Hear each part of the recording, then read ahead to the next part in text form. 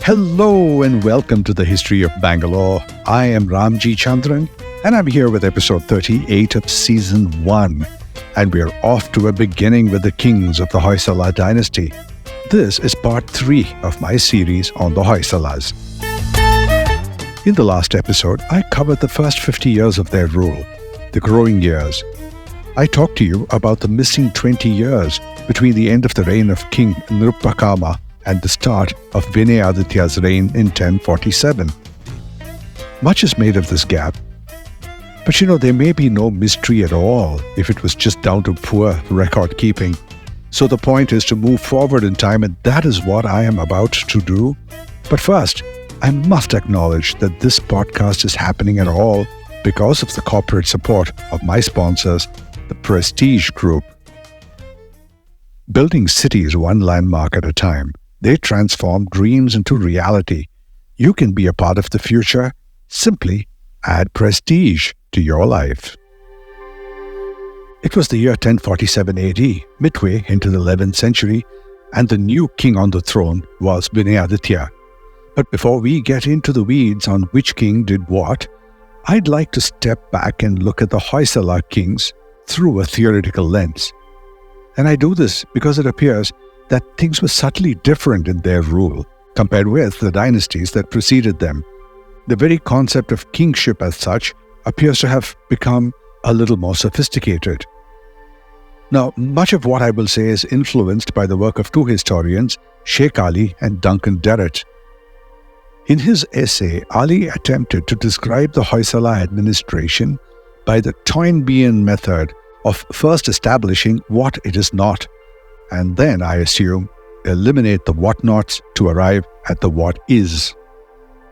This method is attributed to historian Arnold Toynbee, who often examined civilizations and states by contrasting them with others and by eliminating misconceptions or incorrect assumptions about each of them. He did much of this in his epic 12-volume 1934 Ripper, A Study of History. If you are ever inclined towards that, I recommend it highly. Anyway, so what did Ali think the Hoysala state was not? To quote him, it was neither a military state, nor a theocracy, nor a constitutional monarchy, nor tyranny modified by expediency. The last part, not a tyranny modified by expediency, is a direct quote and a contradiction of the other historian I mentioned, Duncan Derrett, whose quote when talking about the Hoysalas was this: "The system of government as we can observe it in practice was tyranny modified by expediency." Now, let's take a moment to see how Ali defined each of those political constructs and why he disagreed with Duncan Derrett. Now, to paraphrase Ali's page-long explanation, the Hoysalas didn't run a police state, a military dictatorship, or a theocracy, which is a state formed by religious tenets. Their rule wasn't about brute force or divine authority or priestly control.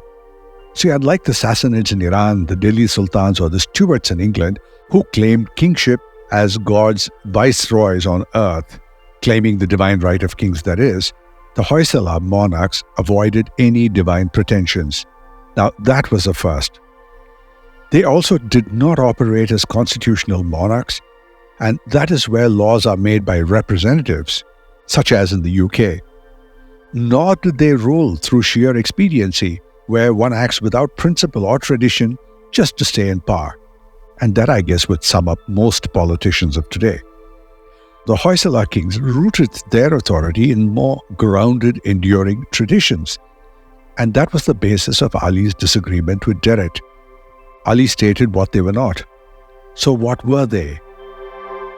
Sheikh Ali believed that the answer was not simple. Political thought and theory had not articulated itself to the point back in the day when one could find an easy-to-use label like theocracy. But Ali does riff off tyranny modified by expediency and replaces it with monarchy tempered with dharma. He then goes into a long explanation of what dharma is with examples, but eventually comes down to defining the theory with the notion that law, tradition, and expediency were the ideal ways to explain a monarchy. Except in the case of the Hoysalas, he does not accept that these kings acted out of expediency at all. And therefore, Ali concludes that the character of the Hoysala reign was law and tradition. Now, the law that he speaks of was obviously not law as we understand it today by a civil code drawn from the Magna Carta, but rather the laws of dharma that ruled in medieval India. In Sanskrit, the virtue of kingship has often been expressed by the phrase Dushta Nigraha Shishta Paripalana, which translates to punish the wicked and protect the virtuous. And this mission statement or credo found its way into numerous Hoysala inscriptions, which means that it would have been stated very often as their core value system, something that clearly the Jain Munis, the teachers of kings, would have drilled into their heads as they grew up. And by way of proof, let's look at this 12th century inscription, which was found in a Jaina basadi in Bomanahalli on the outskirts of Bangalore, and that refers to a title of Veerabalala as Sadharma Buddhi, which translates to a king who is guided by the wisdom of righteousness. And another, which is a rather interesting story, has one of the wives of Veerabalala II, a Chora princess known to us only as Chora Mahadevi. As an aside, this was the golden period of a close relationship that the Hoysalas had built with the Choras. Following up on this alliance, Veerabalala gave his daughter Somala Devi in marriage to the Chola royal Kulothunga III. Now back to the story. The queen of Veerabalala II in question, Chora Mahadevi, once had felt a deep regret when a punishment by the state, in her opinion, exceeded the severity of the offense. She felt remorseful, and her remorse was so profound that she acted immediately and instructed her officers. "We have caused pain to our children. Go and console them with our words." This inscription is remarkable. Most rulers rarely admit to fault or excesses, and even when they are forced to change their stance, they often shift the blame elsewhere, guarding their own infallibility. Regret is seen as a sign of weakness. Yet, here the queen openly acknowledges the mistake and expresses heartfelt sorrow and refers to those wronged as her children. The only way to look at this is to realize that her actions transcended the politics of the day. They reveal love and a sentiment at play, qualities often overshadowed by dharma in discussion about the Hoysala rule. This blend of emotion and governance actually offers us a deeper insight into their character and certainly a window to their humanity. Now, the difference between the Hoysala administration and the ones of those dynasties that had preceded them is the apparent decline in the absolute power of the king. In fact, in that time, factions of society and business had started to get a little more assertive, and indeed, while a Hoysala king was sovereign, his powers were limited by these factions of society who carried considerable clout. And it is this backdrop that leads us to a deeper and more holistic understanding of the Hoysala kingship. And while everything that I have said so far was a process that evolved over time, the credits must be given to the Jain Munis who shaped the character of kings. And not only that, let's remember that this was a time when Jainism had already started to lose ground rapidly to the growth of Shaivism.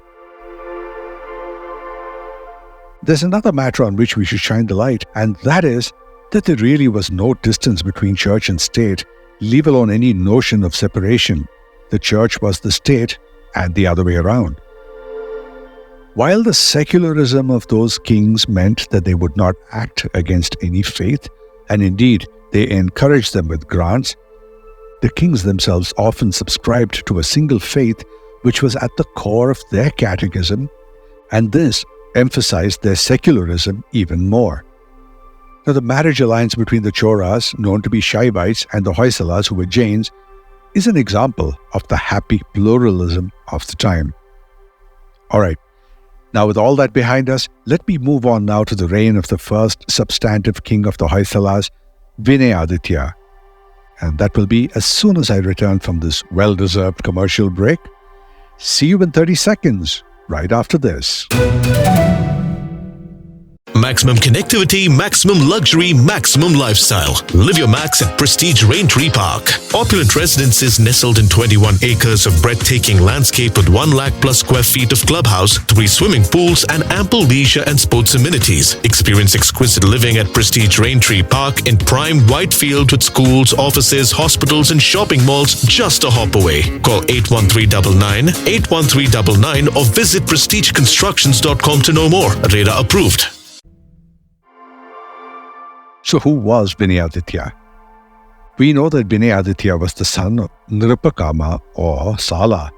The evidence actually grows that Nrapakama and Sala were the same person, or that Sala was never a real person.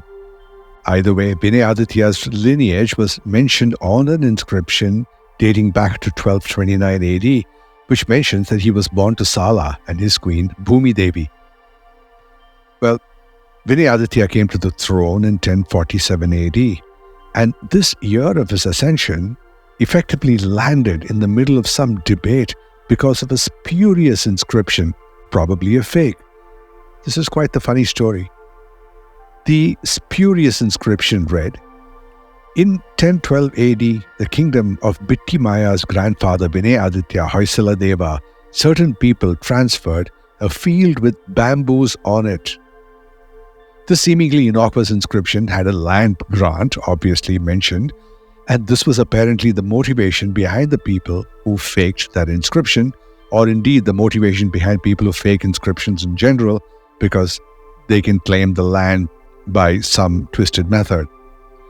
That aside, the trouble this particular inscription caused historians, who really can't set aside any evidence without due diligence, is the mention of Vinayaditya and the year 1012 AD. If one accepted this inscription is true, then Vinayaditya ruled from 1012 AD through to the end of the century, which means that he would have ruled for 88 years, thereabouts. But the clinching argument was that Bittimaya, referred to on the inscription, is actually Vishnuvardhana, who had not yet been born. So one historian concluded that since the name of the person who was not yet born should be mentioned, it is strong evidence to show that the text on the inscription is not trustworthy.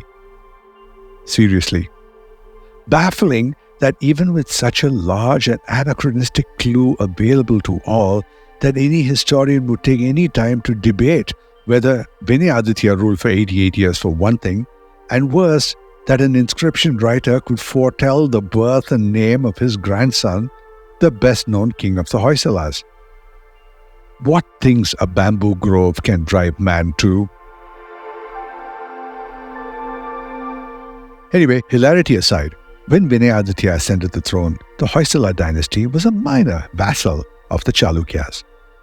But during his reign, Vinayaditya's reign that is, the kingdom's boundaries started to be described as extending across the Konkan, which is North Canada, the Albaceda, which is South Canada, Bayalnad, which is the old name for Wayanad, and Talakad, which is in the southeast of Mysore, and Savimale, which is likely in the north. The reference to Talakadu is a little dodgy and should be considered somewhat hyperbolic, because it is not that Vinayaditya was ruling the whole of the Gangavadi. But during his reign, the Hoysalas had gained control over parts of the Gangavadi, a region previously ruled by the Gangas and currently by the Choras, who paid scant attention to areas that they controlled that was not in their immediate interest. In any case, sticking close to the borders and having expanded his empire, border disputes were fairly common during the time, and many of them may not even have risen to the level of war. Indeed, some of them may not even have come to the notice of the king. Nonetheless, this expansion of Hoysala power likely led to inscriptions that associated Vinayaditya with the rule of Gangavadi and simply overstated the case, as most Prashastis do. It wasn't until Vishnuvardhana that the Hoysalas defeated the Choras and fully annexed the Gangavadi. So the Belur inscription that read, Hoysala Deva, putting down the evil and upholding the good in the Gangavadi 96,000, was ruling in peace and wisdom. This was obviously a reference to maybe some small parts of it or some border villages or thereabouts. It's hard to tell. However, it's important to note that the Hoysala control over Gangavadi was not complete or permanent, certainly not during Vinayaditya's time. That came much later. The Choras and the other dynasties also exerted a great amount of influence in the region. So therefore, attributing the whole of Gangavadi to Vinayaditya might be an oversimplification of a rather complex historical situation. As an aside, the time, and so much of it, goes in examining and debating the nuances and flaws in these inscriptions, and this does seem like a waste of time. But considering that these ancient inscriptions are all we have to go by to discover our history, no amount of time spent on it should be considered wasteful, at least in my opinion. Well, all that done and dusted, Vinayaditya came to the throne in 1047. The principal kingdoms of the time in the Deccan were the Kalyani Chalukyas under the king Someshwara II and the Choras under Veerarajendra Chora I. The situation in the south was not exactly peaceful. The Chalukyas and the Choras were, unsurprisingly, at loggerheads. And the only question that would have troubled the Hoysalas was with whom should they take sides. Now, set aside the evidence that the Hoysalas were acting as feudatories of the Chalukyas. And even if that were so, it was probably not so in the fullest sense. For one thing, nothing about the Hoysalas suggests that they would have been willing to live by the norms of being loyal and obedient to an overlord. If anything, they displayed a burning ambition in whatever they did, including things that are typical to a maverick, like self-motivation, initiative, drive. You might say that the Hoysalas never had any starting trouble. Indeed, so independent of mind were they that in the early 12th century, the ministers and councillors in the court of the Chalukya king Vikramaditya said to him, "Beware of the Hoysala, who was, they declared, the most dangerous among subordinate rulers of the empire." And this would come to pass as a prophetic warning. Indeed, in the early days of their relationship with the Chalukyas, it would seem that the Hoysalas under Vinayaditya built their strength on the coin of the Chalukyas as their powerful feudatories.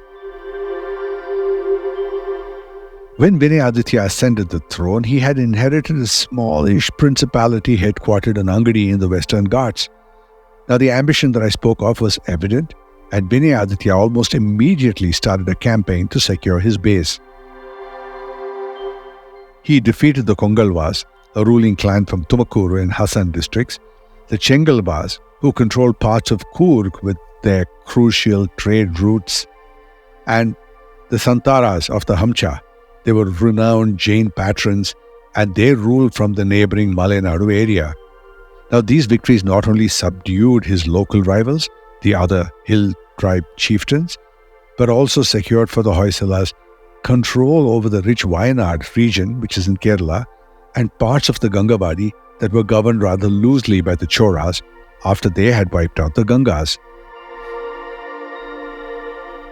The significance of Vinayaditya's rule is that in his time, he built on his inheritance and consolidated the Hoysalas into a force.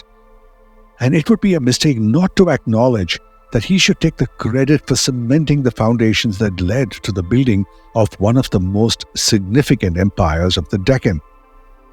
And it would be another mistake not to remember that Vinayaditya was not just about war. He acted upon his grand ambitions and used all that energy to shape the land with important civil works. For example, he built tanks to harvest rainwater, he built towns, and he built structures. The scale of the temple projects that he started was so vast that the pits dug for bricks became water tanks. The mountains he quarried for stone were leveled. And it is said in hushed tones that the paths worn by the mortar carts turned into ravines. Bring to mind the magnificent temples of Belur and Halebeed, including the iconic Hoysaleshwara temple, and it was a lasting tribute to the dynasty's legacy and many of those projects had begun in Vinayaditya's time. Vinayaditya's reign lasted till 1098 AD. His son Ereyanga ought to have succeeded him. Indeed, he had been named Crown Prince or Yuvaraja way back in 1062, and by all accounts, he had served gloriously under his father for no less than 33 years as Crown Prince. But he died early, and therefore the throne passed on to Vinayaditya's grandson, Balala I. And by this, Ereyanga was a man who would not be king. We are about to enter into an interesting action-packed phase in the history of the Hoysalas as the kings that followed Vinayaditya followed quickly, paving the way for the next Hoysala king of significance, Vishnuvardhana, and his conquest over the Choras. And all that excitement is coming up very soon. I am Ramjee Chandran, and this is the History of Bangalore.